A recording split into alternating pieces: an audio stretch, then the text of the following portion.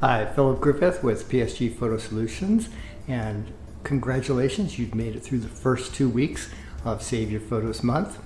You've found your photos, you have a plan, and now comes the best part, capturing the stories that go along with your family's photos and videos and make your photo estate complete. This week, focus on saving the stories behind the photos you care most about. You can do this storytelling work before, during, or after your photo organizing project. It's never too late to record your memories, a family story, or even just names and dates. Embed the details in the metadata. You want to keep that digital or handwritten note with the JPEGs and the prints. So tip number 15, choose 5 favorite photos and ask family members to tell you what they remember about the event or the people depicted.